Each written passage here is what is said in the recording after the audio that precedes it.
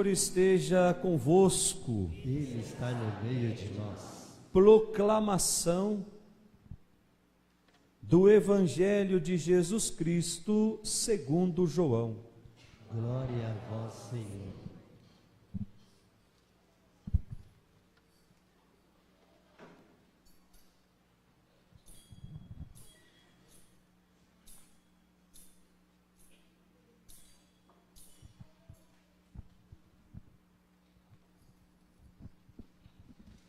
No primeiro dia da semana, Maria Madalena foi ao túmulo de Jesus bem de madrugada, quando ainda estava escuro, e viu que a pedra tinha sido retirada do túmulo.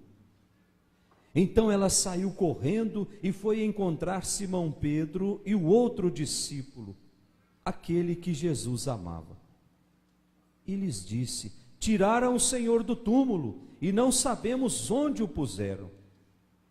Saíram então Pedro e o outro discípulo e foram ao túmulo.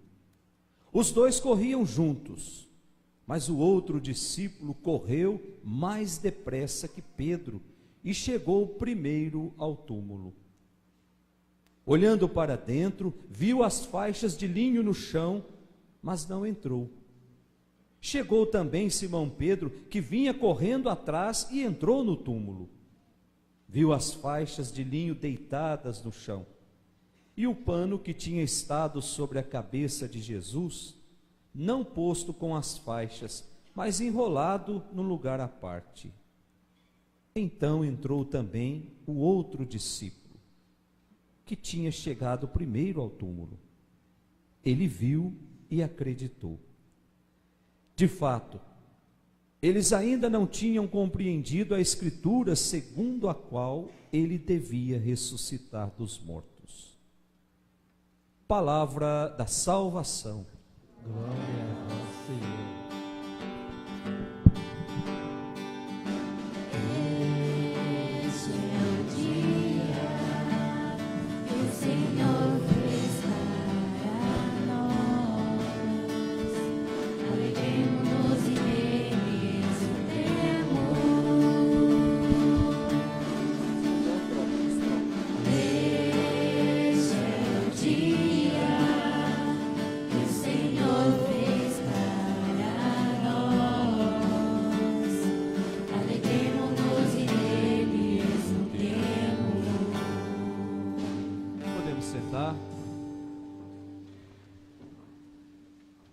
Caríssimos irmãos, a liturgia desse domingo,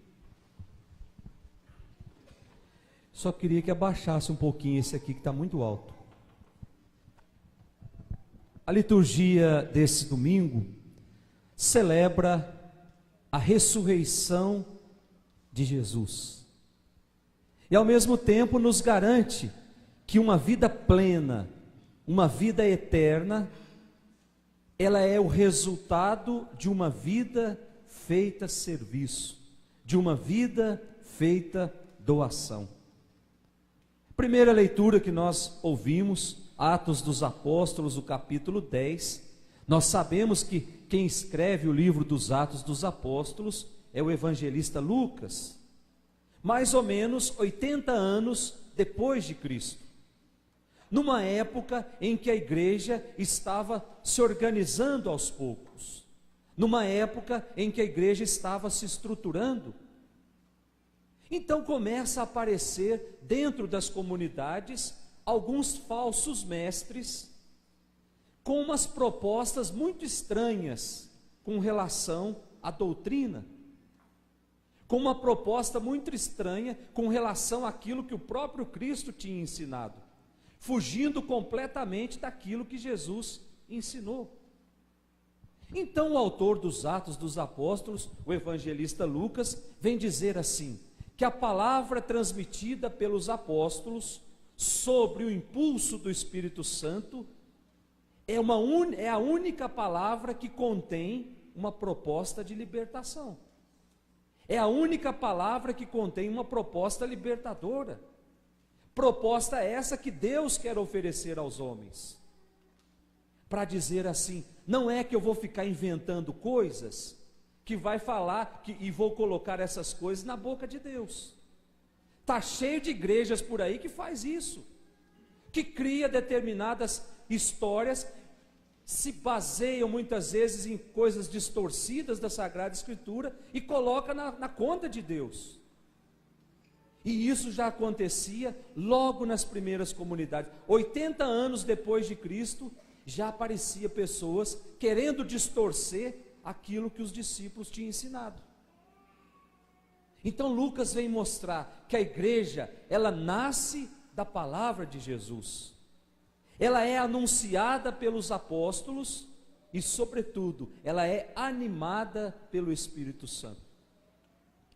E aí nós temos o testemunho de Pedro, que é a primeira leitura de hoje, que anuncia Jesus como sendo um ungido que tem o poder de Deus, versículo 38. Esse Jesus que Pedro anuncia, ele diz que passou curando a todos, passou por esse mundo fazendo bem. Aí depois Pedro dá testemunho da morte e da ressurreição de Jesus, do versículo 39 ao 40.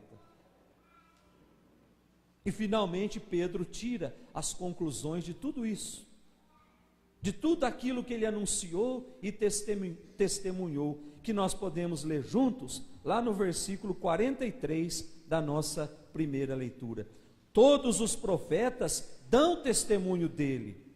Todo aquele que crer em Jesus recebe em seu nome o perdão dos pecados.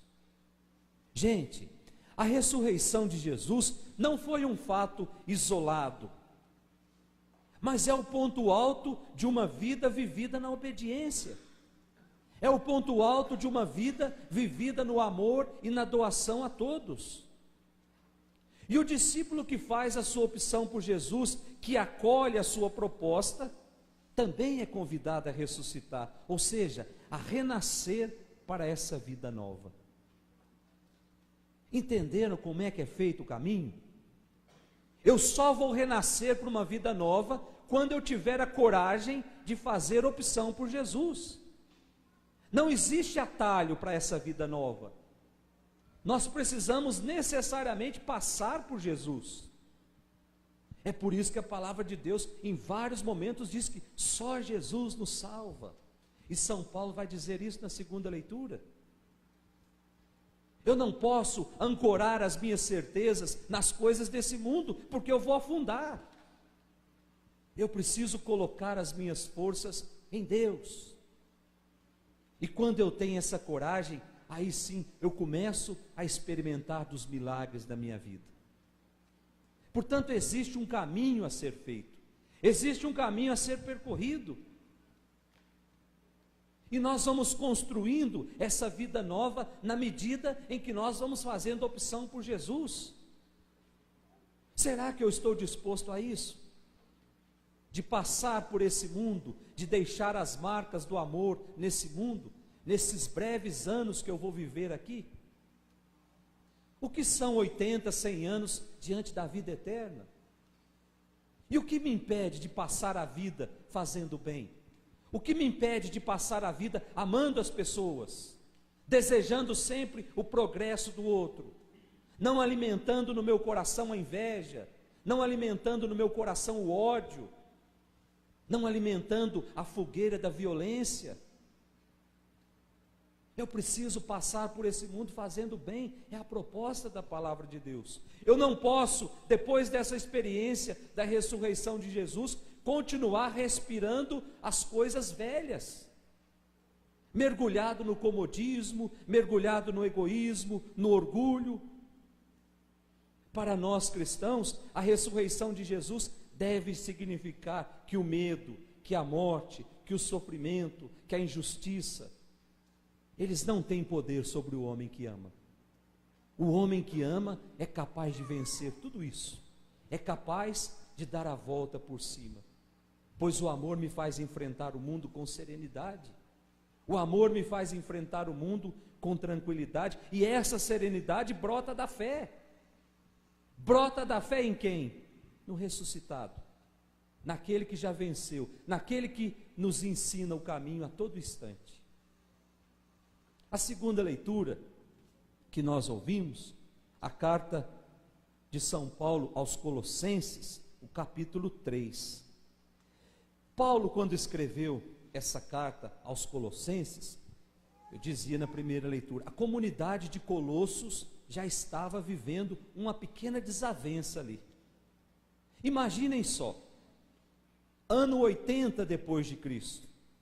Se hoje que nós temos todos os recursos de tecnologia, ainda nós semeamos o ódio, ainda nós fomentamos a guerra, imagine quando não se tinha nada disso. Uma coisa que era dita aqui, chegava lá no outro lugar totalmente distorcido. Hoje nós temos esse recurso de trabalhar com a verdade. Fulano falou tal coisa para mim no WhatsApp, eu não acredito, está aqui, ó, pode ver, ele que escreveu. Então nós temos esse recurso de provar. Antigamente não tinha nada disso. Então a comunidade começou a viver um celeiro de fofocas. E não se tinha como provar. Muitas vezes você ia confrontar a pessoa e a pessoa negava e ficava o dito pelo não dito. Não tinha como provar. E isso começou a se enraizar dentro da comunidade de Colosso. E aí chegaram umas pessoas e começaram a dizer assim, ó, só seguir Jesus Cristo não basta. Eu preciso fazer o quê? Eu preciso fazer as práticas judaicas. Os meninos precisam ser circuncidados. As mulheres precisam observar certos hábitos alimentares, o jeito de lavar a louça, o jeito de organizar a casa. Não pergunte para mim o que é ser circuncidado, pergunte para os pais de vocês. E depois uma série de outras coisas. Então a comunidade estava vivendo como se fosse escrava da lei. E aí São Paulo vem dizer, não é lei que vai me levar para o céu. O que me leva para o céu é Jesus. A lei que eu preciso seguir é a lei do amor. Quanto mais eu amo, mais perto do céu eu estou. Um amor sincero, um amor desinteressado. Não é esse amor que nós estamos vendo, que eu amo a pessoa na medida daquilo que ela tem para me oferecer em troca. Eu não sou capaz de amar por amar. Amar porque eu estou enxergando no outro o Cristo que sofre. É esse amor que nós somos convidados. Então eu não preciso de mais nada para me levar para o céu, senão de Jesus. Quando a minha vida começa a ficar parecida com a vida dele, São João vem dizer, ele passou por esse mundo fazendo bem. Então quando eu passo por esse mundo fazendo bem, eu não preciso de mais nada, eu não preciso de nenhum atalho para ir para o céu. Eu só preciso que Jesus não solte a minha mão. Eu só preciso caminhar nesse mundo com Ele. E quando a gente segura na mão do filho, a gente tem a coragem também de segurar na mão da mãe. E aí a gente forma uma família. E aí a família salva a família, já dizia o padre Afonso Pastore. É a família que vai salvar a família. Mas a família precisa ter um modelo. E o modelo não é outro senão a família de Jesus. Modelo de obediência a Deus, modelo de serviço, modelo de amor aos irmãos. E aí São Paulo continua dizendo que o ponto de partida, a base da vida cristã, é a minha união com Cristo, que começa quando? No dia que eu sou batizado. Ao ser batizado, o cristão morre para o pecado e renasce para essa vida nova, essa vida de amizade com Cristo. Então todos nós aqui já somos amigos de Cristo. E aí a gente pode se perguntar, o que é que eu faço para alimentar essa amizade? Amigo bom é aquele amigo que a gente sente saudade dele. Será que eu sinto saudade de Jesus quando eu estou navegando por aqueles sites impróprios? Será que eu sinto saudade de Jesus quando eu estou com o telefone falando mal dos outros? Será que eu sinto saudade de Jesus quando eu deixo a minha esposa em casa e vou para a farra com os meus amigos? Quando eu começar a sentir saudade de Jesus, já é o primeiro passo para a mudança de vida. E é essa mudança de vida que nasce lá no dia do nosso batismo, que precisa ser alimentada a todo instante. Aí sim nós vamos nos despojando do homem velho e vamos nos revestindo cada dia mais da imagem de Cristo.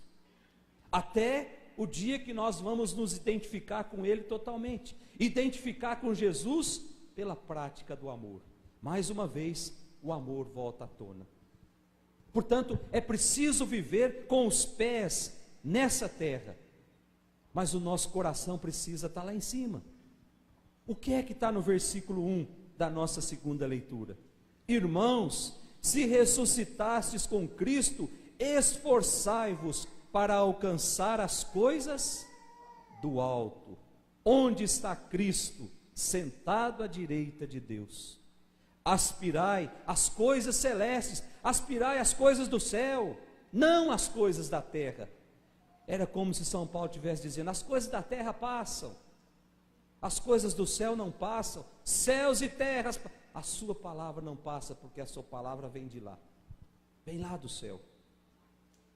E por fim a gente olha o evangelho de hoje, uma pequena passagem, capítulo 20 do evangelho de São João. O evangelho começa assim: no primeiro dia da semana. Portanto, nos situa na manhã da Páscoa. Qual é o primeiro dia da semana, gente? Algo cronológico é domingo. Mas vocês não acham que é muito pobre a gente achar que no domingo Jesus ressuscitou e pronto? Nós não podemos partir a nossa reflexão de outra forma. Nós não podemos entender esse primeiro dia, não como sendo domingo ou algo cronológico, mas o primeiro dia dessa nova criação. E o que vai dar sustento para essa nossa reflexão é a pessoa que vai até o túmulo. Quem é que vai correndo ao túmulo de Jesus logo cedo? Maria Madalena. Quem foi Maria Madalena, senão aquela mulher que primeiro experimentou dessa vida nova? A palavra de Deus diz que ela era uma prostituta. E ela, ao se aproximar de Jesus, ela renasceu, ela se tornou nova. Portanto, o primeiro dia dessa vida nova. Maria Madalena corre até o túmulo. E ela experimenta da ação, ou experimentou da ação vivificadora do Cristo. Mas essa mulher ainda representa uma comunidade que ainda está desorientada. Por isso foi correndo ao túmulo, porque não acreditava. Não é assim que acontece com a gente? Quando a gente recebe a notícia de alguém muito querido, a gente demora uns 3 dias para acreditar. E ela foi correndo ao túmulo logo no outro dia, pois ela estava desorientada, ela estava perdida, ela estava insegura, desamparada. Ela ainda não havia descoberto que a morte tinha sido derrotada. Por isso ela vai até o túmulo procurar Jesus. Mas quando ela não encontra, o que ela faz? Nós lemos aqui agora. Ela volta correndo e encontra 2 discípulos de Jesus. Quais são esses 2? Pedro. O evangelho não está dizendo que é João, está dizendo que é o discípulo amado, e nós concluímos que é João. Então ela encontra Pedro e João, e quando ela conta o que aconteceu, diz o evangelho que os 2 saem correndo. E aí tem até um trocadilho, dizendo que o discípulo amado corre mais rápido do que Pedro e chega primeiro no túmulo. Mais uma vez, se nós formos analisar a idade dos 2, nós vamos descobrir: João tinha 17 anos e Pedro tinha de 45 para 50. Então coloque o padre Flávio ali e coloque o Guilherme. O Guilherme tem 19. Quem tem 17? O Guilherme, o Caio. O Caio tem 17. Coloca nós 2 para correr ali na rua, para ver quem vai chegar primeiro. Mas também é algo que começa e termina. Aí nós vamos fazer uma reflexão um pouco mais profunda da vida desses dois. Pedro é aquele discípulo obstinado. Era o mais velho, mas ele não acreditava muitas vezes que Jesus pudesse sofrer a paixão. Quantas vezes Jesus chamou a atenção dele, a ponto de dizer para ele: vai para longe de mim. E João não, João era o discípulo amado. Aquele que ama é aquele que está próximo de Jesus, é aquele que confia em Jesus, é aquele que sabe que a morte não vence, porque ama Jesus. E quando eu amo Jesus, não tenham dúvidas, eu sou amado por Jesus. Quanto mais eu amo Jesus, mais Jesus me ama. E essa recíproca ela é verdadeira. Por isso que ele não entra dentro do túmulo, porque o amor leva a gente a descobrir coisas que os outros não ensinam para nós. E ele descobriu que Jesus estava vivo. Ele descobriu que Jesus tinha ressuscitado. Ele não precisava de nenhuma prova, porque dentro do coração dele já estava cravada a ressurreição. Ele conviveu com Jesus acreditando que aquilo que Jesus ensinou para a comunidade era algo verdadeiro, porque brotava do coração de Jesus. Então esse discípulo João é um modelo para todos nós. Nós precisamos acreditar em Jesus. Nós precisamos estar em sintonia com Jesus. Nós precisamos a toda manhã correr ao encontro de Jesus. Nós precisamos compreender os sinais de Jesus na nossa vida. Nós não podemos permitir que o mundo crie essa cortina de fumaça que me leve para o relativismo, achando que ser cristão, ser católico, seguir Jesus é coisa para gente velha, ou é coisa que não tem mais sentido nesse mundo atual. Se eu estou em sintonia com Jesus, certamente eu vou ouvir Jesus. Um rádio que não está bem sintonizado, a gente não escuta notícia. Coração que não está sintonizado com Jesus, não recebe as mensagens que Jesus tem para nós. Mensagens que muitas vezes estão dentro da nossa casa. Mensagem que muitas vezes nós podemos compreender naquela folha que cai da árvore e vai lá para o chão. O que acontece com aquela folha, naquele caminho que ela cai da árvore e vai até o chão? Isso é mística. Eu vou entendendo a lógica de Deus a partir da natureza, a partir daqueles que vivem comigo.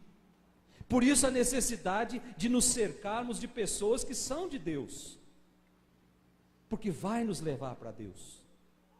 Vamos pedir essa graça, gente? Hoje é domingo da ressurreição. Hoje os céus estão todos abertos. Hoje existe uma ponte que nos liga até o céu. Portanto, hoje os nossos pedidos, eles vão direto para o céu, porque Jesus, com a sua morte, abriu de novo a possibilidade de nos encontrarmos com Deus. Louvado seja nosso Senhor Jesus Cristo.